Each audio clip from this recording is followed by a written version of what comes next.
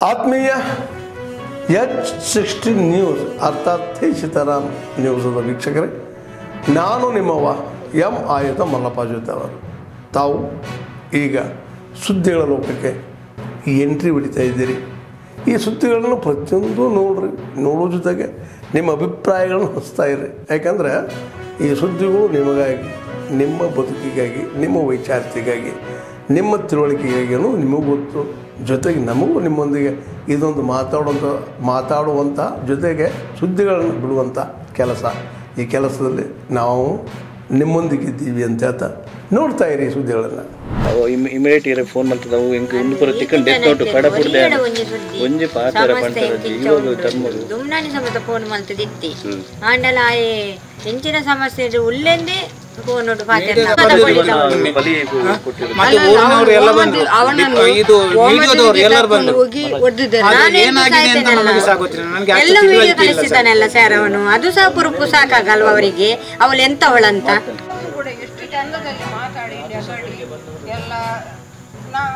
ಅಲ್ಲಿ ಅರ್ಧ ತಗೊಂಡಾಗ ಸಹ ಎಷ್ಟು ಒದ್ದಾಡಿದ್ದಾನೆ ಅಂತ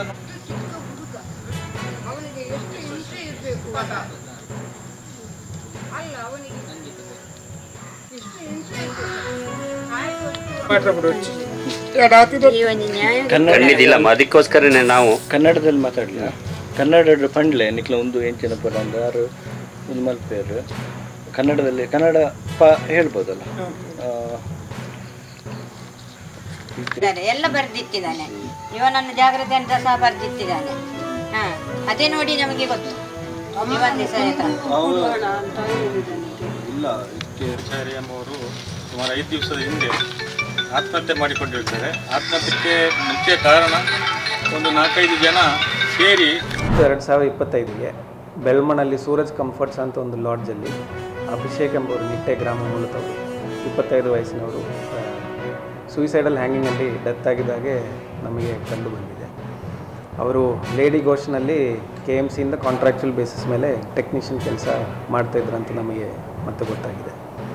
ಈ ವಿಚಾರದಲ್ಲಿ ಅವರದ್ದು ಲೇಡಿ ಘೋಷನ್ದು ಒಂದು ವಾಟ್ಸಪ್ ಗ್ರೂಪಲ್ಲಿ ಅಭಿಷೇಕ್ ಎಂಬುವರು ಕೆಲವೊಂದು ವಾಯ್ಸ್ ಮೆಸೇಜಸ್ಸು, ಕೆಲವೊಂದು ಮೆಸೇಜಸ್ಸು, ಒಂದು ಸೂಯಿಸೈಡ್ ನೋಟು, ಒಂದು ವಿಡಿಯೋ ಇವೆಲ್ಲ ಆ ಗ್ರೂಪಿಗೆ ಶೇರ್ ಮಾಡಿದಾಗೆ ನಮಗೆ ಆ ಗ್ರೂಪಲ್ಲಿರುವಂಥ ಇತರ ಮೆಂಬರ್ಸ್ ಹೇಳಿದ್ದಾರೆ.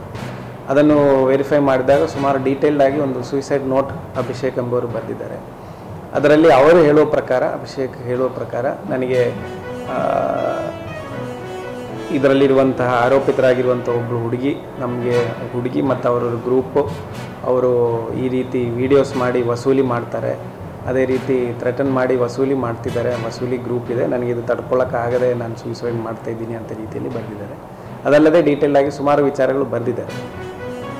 ಈ ವಿಚಾರ ಸಂಬಂಧಪಟ್ಟ ಹಾಗೆ ನಾವು ಕೂಡಲೇ ಅಬೆಟ್ಮೆಂಟ್ ಟು ಸೂಯಿಸೈಡ್ ಸೆಕ್ಷನ್ ಅಡಿಯಲ್ಲಿ FIRನ ದಾಖಲೆ ಮಾಡಿದ್ದೀವಿ ಆ 4 ಜನ ಆರೋಪಿತರ ಮೇಲೆ. ಅದಾದ ನಂತರ ಈ ಆರೋಪಿತರು ಯಾರಿದ್ದಾರೆ ಅದರಲ್ಲಿ 4ರಲ್ಲಿ 3 ಜನ ಐಡೆಂಟಿಫೈ ಆಗಿ 3 ಜನರದ್ದು ಲೊಕೇಶನ್ ಇಲ್ಲಿ ಊರಲ್ಲೇ ಇದ್ದವರು 3 ಜನ, ಅವರು 3 ಜನರದ್ದು ಮೊಬೈಲ್ ಫೋನ್ಸನ್ನು ಸೀಸ್ ಮಾಡಿ ಅದನ್ನು ಎಕ್ಸ್ಟ್ರಾಕ್ಷನ್ ಮತ್ತು ಅನಾಲಿಸಿಸ್ಗೆ ನಾವು ಈಗ ಸಬ್ಜೆಕ್ಟ್ ಮಾಡ್ತಿದ್ದೀವಿ. ವಿಕ್ಟಿಮ್ ಆಗಿರುವಂತಹ ಅಭಿಷೇಕ್ ಯಾರಿದ್ದಾರೆ ಅವ್ರದ್ದು phone at the time of death ಮತ್ತು ಆ ಟೈಮಲ್ಲಿ ನಮಗೆ ಆ್ಯಕ್ಸಸ್ ಮಾಡೋಕ್ಕಾಗ್ತಿತ್ತು, ಲಾಕ್ ಆಗಿರಲಿಲ್ಲ. ಅದರ ಬೇಸಿಸ್ ಮೇಲೆ ಆ ವಿಕ್ಟಿಮ್ದು ಫೋನಲ್ಲಿರುವಂಥ ಫೋಟೋಸು ಮತ್ತು ವೀಡಿಯೋಸು ಮತ್ತು ಗ್ಯಾಲರಿ ಮತ್ತು ಈ ಥರ ಮೆಸೇಜಸ್ಸು ನಮಗೆ ಪ್ರೈಮಾ ಫೇಸಿ ಅವೈಲಬಲ್ ಇದ್ದದೆಲ್ಲ ನಾವು ವೀಡಿಯೋ ರೆಕಾರ್ಡಿಂಗ್ ಮಾಡಿ ಎವಿಡೆನ್ಸಿಗೆ ತೊಗೊಂಡಿದ್ವಿ. ಈಗ ಫೋನ್ ಫಾರೆನ್ಸಿಕ್ ಸೈನ್ಸ್ ಲ್ಯಾಬಿಗೆ ಕಳಿಸಿ ಅದನ್ನು ಮತ್ತೆ ಫರ್ದರ್ ಬ್ರೇಕ್ ಓಪನ್ ಮಾಡಿ ಅದರಲ್ಲಿ ಅಡಿಷ್ನಲ್ ಎವಿಡೆನ್ಸಸ್ ಏನಿದೆ ಅಂತ ನಾವು ತಿಳ್ಕೊಳ್ತೀವಿ. ಇದೇ ವಿಚಾರ ಸಂಬಂಧಪಟ್ಟಾಗೆ ನಮ್ಮ ASP ಕಾರ್ಕಳಾಗಿರುವಂಥ ಹರ್ಷ ಪ್ರಿಯಮ್ಮದವರು ನಿನ್ನೆ ಅವರ ಅಭಿಷೇಕ್ ಅವರ ಪೇರೆಂಟ್ಸ್ ಅವ್ರ ಹತ್ರನೂ ಮಾತಾಡಿದ್ದಾರೆ, ಅಡಿಷ್ನಲ್ ಇನ್ಫಾರ್ಮೇಷನ್ ಕಲೆಕ್ಟ್ ಮಾಡಿದ್ದಾರೆ. ಅದಲ್ಲದೆ ನೋಟಲ್ಲಿ ಮೆನ್ಷನ್ ಮಾಡಿರುವಂಥ ಬೇರೆ ಜನರ ಹೆಸರುಗಳು. 2025 ಸಂಜೆ 4 ಗಂಟೆಗೆ ನಮ್ಮ ಸೂಚನಾ ಫಲಕದಲ್ಲಿ ಸಿಂಧುತ್ವ ಹೊಂದಿರುವ ಉಮೇದುವಾರರ ಪಟ್ಟಿಯನ್ನು ನಾವು ಪ್ರಕಟಣೆ ಮಾಡಬೇಕಾಗಿರುತ್ತೆ. ಒಟ್ಟಾರೆಯಾಗಿ ನಮಗೆ ಒಟ್ಟು ಸ್ವೀಕೃತವಾದ ನಾಮಪತ್ರಗಳು 46. ಅದರಲ್ಲಿ ನಾಮಪತ್ರ ಪರಿಶೀಲನೆಯ ದಿನಾಂಕದ ಸ್ಕ್ರೂಟಿನಿ ಟೈಮಲ್ಲಿ ರಿಜೆಕ್ಟ್ ಮಾಡಿರುವಂಥದ್ದು 2 ನಾಮಪತ್ರಗಳು. ಇವತ್ತು ನಾಮಪತ್ರ ಹಿಂಪಡೆದಿದ್ದು 11. ಒಟ್ಟಾರೆಯಾಗಿ ನಮಗೆ 33 ಉಮೇದುವಾರರ ಪಟ್ಟಿಯ ಪ್ರಕಟಣೆ ಆಗಿರುತ್ತೆ. ಅದರಲ್ಲಿ 1 by 1 ನಾನು ಹೇಳ್ತಾ ಹೋಗ್ತೇನೆ. ಕಾರವಾರ ತಾಲೂಕಿನ ಪ್ರಾಥಮಿಕ ಕೃಷಿ ಪತ್ತಿನ ಸಹಕಾರ ಸಂಘಗಳ ಮತಕ್ಷೇತ್ರದಿಂದ 3 ಅಭ್ಯರ್ಥಿಗಳ ಉಮೇದುವಾರ ಪಟ್ಟಿಯನ್ನು ಅಂತಿಮವಾಗಿ ಪ್ರಕಟಣೆ ಮಾಡಿರ್ತವೆ. ಹಾಗೆಯೇ ಸಿರ್ಸಿ ತಾಲೂಕಿನ ಪ್ರಾಥಮಿಕ ಕೃಷಿ ಪತ್ತಿನ ಸಹಕಾರಿ ಸಂಘಗಳ ಮತಕ್ಷೇತ್ರದಿಂದ 2 ಉಮೇದುವಾರರು ಅಂತಿಮವಾಗಿ ಪಟ್ಟಿ ಇರುತ್ತೆ. ಅದೇ ರೀತಿ ಸಿದ್ದಾಪುರ ತಾಲೂಕಿನ ಪ್ರಾಥಮಿಕ ಕೃಷಿ ಪತ್ತಿನ ಸಹಕಾರಿ ಸಂಘಗಳ ಮತಕ್ಷೇತ್ರದಿಂದ 2 ಅಭ್ಯರ್ಥಿಗಳ ಅಂತಿಮವಾಗಿ ಉಮೇದುವಾರಿಕೆಯನ್ನು ಸಿಂಧುತ್ವ ಹೊಂದಿರ್ತಾರೆ. ಹಾಗೆ ಯಲ್ಲಾಪುರ ತಾಲೂಕಿನ ಪ್ರಾಥಮಿಕ ಕೃಷಿ ಪತ್ತಿನ ಸಹಕಾರಿ ಸಂಘಗಳ ಮತಕ್ಷೇತ್ರದಿಂದ 2 ಉಮೇದುವಾರರ ಅಂತಿಮ ಪಟ್ಟಿಯನ್ನು ಸಿಂಧುತ್ವ ಹೊಂದಿರೋ ಉಮೇದುವಾರಿಕೆಯನ್ನು ಹೊಂದಿರ್ತಾರೆ. ಹಾಗೆ ಮುಂಡಗೋಡು ತಾಲೂಕಿನ ಪ್ರಾಥಮಿಕ ಕೃಷಿ ಪತ್ತಿನ ಸಹಕಾರಿ ಸಂಘಗಳ ಮತಕ್ಷೇತ್ರದಿಂದ 2 ಅಭ್ಯರ್ಥಿಗಳು ಉಮೇದುವಾರರು ಅಂತಿಮವಾಗಿ ಸಿಂಧುತ್ವ ಹೊಂದಿರ್ತಾರೆ. ಹಾಗೆ ಹಳಿಯಾಳ ತಾಲೂಕಿನ ಪ್ರಾಥಮಿಕ ಕೃಷಿ ಪತ್ತಿನ ಸಹಕಾರಿ ಸಂಘಗಳ ಮತಕ್ಷೇತ್ರದಿಂದ 2 ಅಭ್ಯರ್ಥಿಗಳು ಉಮೇದುವಾರಿಕೆಯನ್ನು ಸಿಂಧುತ್ವ ಹೊಂದಿರುತ್ತೆ. ಹಾಗೆ ಅಂಕೋಲಾ ತಾಲೂಕಿನ ಪ್ರಾಥಮಿಕ ಕೃಷಿ ಪತ್ತಿನ ಸಹಕಾರಿ ಸಂಘಗಳ ಮತಕ್ಷೇತ್ರ ಐಸವೆಯಿಂದ ಒಬ್ಬರು ಅಂದ್ರೆ ಅವಿರೋಧವಾಗಿ ಯಾವುದೇ ಒಂದು ಕ್ಯಾಂಡಿಡೇಟ್ ಇರುತ್ತೆ. ಹಾಗೆ ಕುಮಟಾ ತಾಲೂಕಿನಲ್ಲಿ 3 ಉಮೇದುವಾರರು ಅಂತಿಮವಾಗಿರ್ತಾರೆ. ಅಂಡ್ ಹೊನ್ನಾವರ ತಾಲೂಕಿನಲ್ಲಿ ಒಬ್ಬರು ಉಮೇದುವಾರಿಕೆ ಸಿಂಧುತ್ವ ಹೊಂದಿರುತ್ತೆ. ಭಟ್ಕಳ ತಾಲೂಕಿನಲ್ಲಿ ಒಬ್ಬ ಅಭ್ಯರ್ಥಿ ಉಮೇದುವಾರಿಕೆ ಸಿಂಧುತ್ವ ಹೊಂದಿರುತ್ತೆ. ಜೊಯ್ಡಾ ತಾಲೂಕಿನಲ್ಲಿ 2 ಅಭ್ಯರ್ಥಿಗಳ ಉಮೇದುವಾರಿಕೆ ಸಿಂಧುತ್ವ ಹೊಂದಿರುತ್ತೆ. ಗ್ರಾಹಕರ ಸಹಕಾರಿ ಸಂಘಗಳು ಮತ್ತು ಸಂಸ್ಕರಣಾ ಸಹಕಾರಿ ಸಂಘಗಳ ಮತಕ್ಷೇತ್ರದಿಂದ 2 ಅಭ್ಯರ್ಥಿಗಳು ಉಮೇದುವಾರಿಕೆ ಸಿಂಧುತ್ವ ಹೊಂದಿರುತ್ತೆ. ಔದ್ಯೋಗಿಕ ಸಹಕಾರಿ ಸಂಘಗಳ ಮತಕ್ಷೇತ್ರದಿಂದ 2 ಅಭ್ಯರ್ಥಿಗಳ ಉಮೇದುವಾರಿಕೆ ಸಿಂಧುತ್ವ ಪಟ್ಟಿ ಹೊಂದಿರುತ್ತೆ. ಅರ್ಬನ್ ಬ್ಯಾಂಕ್ ಮತ್ತು ಕೃಷಿಕರ ಸಹಕಾರ ಸಂಘಗಳ ಮತಕ್ಷೇತ್ರದಿಂದ 4 ಅಭ್ಯರ್ಥಿಗಳ ಉಮೇದುವಾರಿಕೆ ಪಟ್ಟಿ ಸಿಂಧುತ್ವ ಹೊಂದಿರುತ್ತೆ. ಹಾಗೆ ಹಾಲು ಉತ್ಪಾದಕರ, ಕೂಲಿಕಾರರ, ಇತರೆ ಸಹಕಾರಿ ಸಂಘಗಳ, ಫಾರ್ಮಿಂಗ್ ಸಹಕಾರಿ ಸಂಘಗಳ ಮತಕ್ಷೇತ್ರದಿಂದ 2 ಅಭ್ಯರ್ಥಿಗಳ ಉಮೇದುವಾರಿಕೆ ಪಟ್ಟಿ ಸಿಂಧುತ್ವ ಹೊಂದಿರುತ್ತೆ. ಹೀಗೆ ನಮ್ಮ 16 ನಿರ್ದೇಶಕರ ಆಡಳಿತ ಮಂಡಳಿಯ 16 ನಿರ್ದೇಶಕರುಗಳ ಚುನಾವಣೆಗೆ ಅಂತಿಮ ಉಮೇದುವಾರಿಕೆ ಪಟ್ಟಿಯನ್ನು ನಮ್ಮ ಸೂಚನಾ ಫಲಕದಲ್ಲಿ ನಾವೀಗ ಪ್ರಕಟಣೆ ಮಾಡ್ತಾ ಇದ್ದೇವೆ. ಹಾಗೇನೆ ನಮ್ಮ ದಿನಾಂಕ 25/10/2025 ಮತದಾನ ನಡೆಯಲಿದೆ. ಈ 16 ನಿರ್ದೇಶಕರ ಮಂಡಳಿಗಳಿಗೆ ನಮಗೆ 3 ಕ್ಷೇತ್ರಗಳಿಂದ ಒಬ್ಬರೇ ಉಮೇದುವಾರರು ಅಭ್ಯರ್ಥಿಗಳು ಅಂತಿಮವಾಗಿ ಉಮೇದುವಾರ ಸಿಂಧುತ್ವ ಹೊಂದಿರೋದ್ರಿಂದ ಈಗ ಚುನಾವಣಾಧಿಕಾರಿಯಾದ ನಾನು 3 ಕ್ಷೇತ್ರದ 1 by 1 ನಾನು ಡಿಕ್ಲೇರ್ ಮಾಡ್ತಾ ಇದ್ದೇನೆ. ಮೊದಲನೇದಾಗಿ ಅಂಕೋಲಾ ತಾಲೂಕಿನ ಪ್ರಾಥಮಿಕ ಕೃಷಿ ಪತ್ತಿನ ಸಹಕಾರಿ ಸಂಘಗಳ ಮತಕ್ಷೇತ್ರದಿಂದ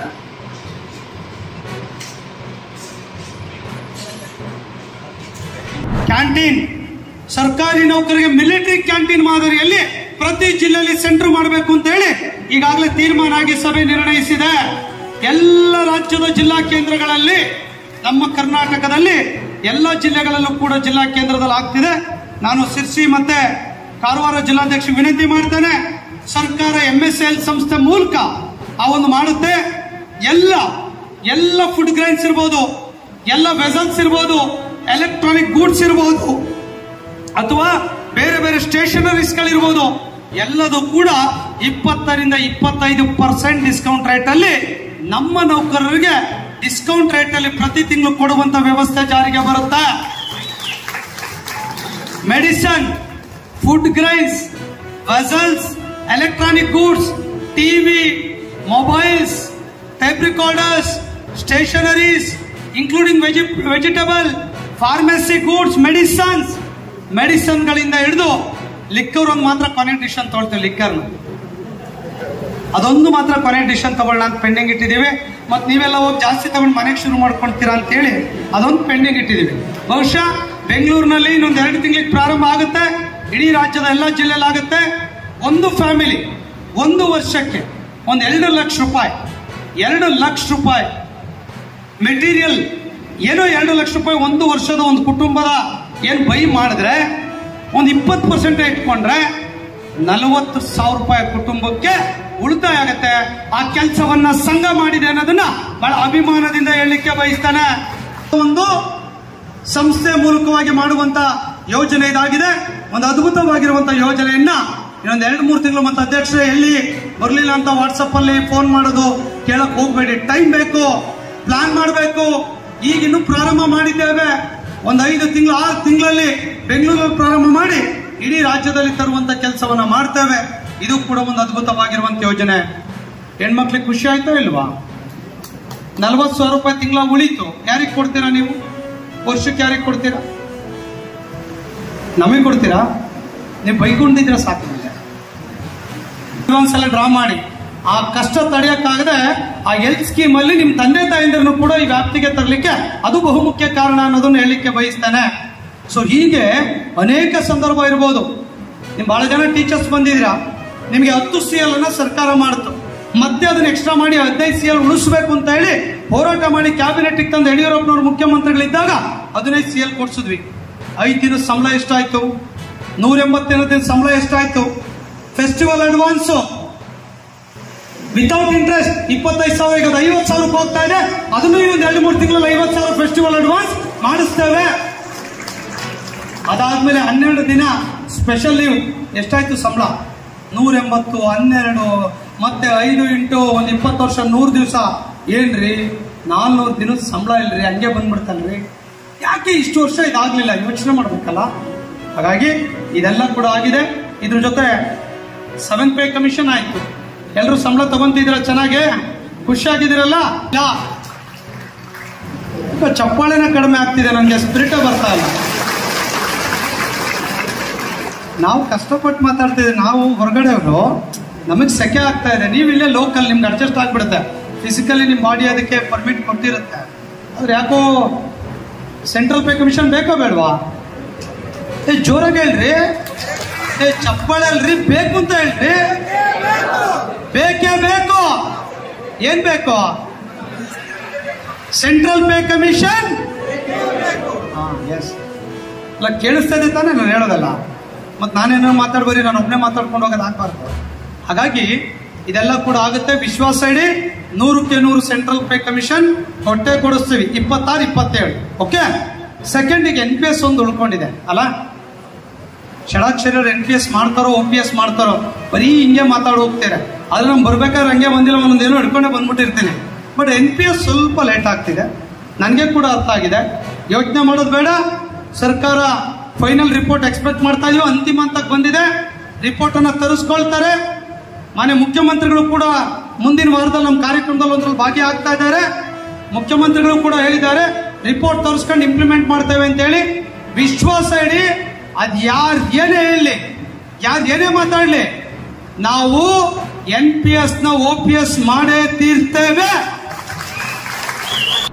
ಆದ್ಮೇಲೆ ಎಲ್ಲ ಸುದ್ದಿಗಳನ್ನು ನೋಡಿದ್ರಲ್ಲ, ಏನು ಅನಿಸ್ತು ನಿಮಗೆ? ಇದರಲ್ಲೇ ನಿಮ್ಗೆ ಲೈಕ್ ಆಗಿರ್ಬೋದು, ಡಿಸ್ಲೈಕು ಆಗಿರ್ಬೋದು, ಕಾಮೆಂಟ್ ಬೇಡಪ್ಪ ಅಂತೂ ಅನಿಸಿರ್ಬೋದು, ಕಾಮೆಂಟ್ ಮಾಡಬೇಕಪ್ಪ ಅನಿಸಿರ್ಬೋದು, ಶೇರ್ ಮಾಡಬಾರ್ದಪ್ಪ ಅನಿಸಿರ್ಬೋದು, ಮಾಡಬೇಕು ಅನಿಸಿರ್ಬೋದು. ಏನಾದರೂ ಆಗಲಿ ಶೇರ್ ಮಾಡ್ತಾಯಿರಿ, ಈ ನ್ಯೂಸ್ಗಳನ್ನ ಹಂಚ್ತಾ ಇರಿ, ಜೊತೆಗೆ ಇದಕ್ಕೆ ಸಬ್ಸ್ಕ್ರೈಬ್ ಆಗ್ತಾಯಿರಿ ಅಂತ ಹೇಳ್ತಾ, H16 ನ್ಯೂಸ್ ಅರ್ಥಾತ್ ಹೇ ಸೀತಾರಾಮ್, ಇದು ಸತ್ಯದ ಕೈಗೆ ನಡಿ. ವಂದನೆಗಳು.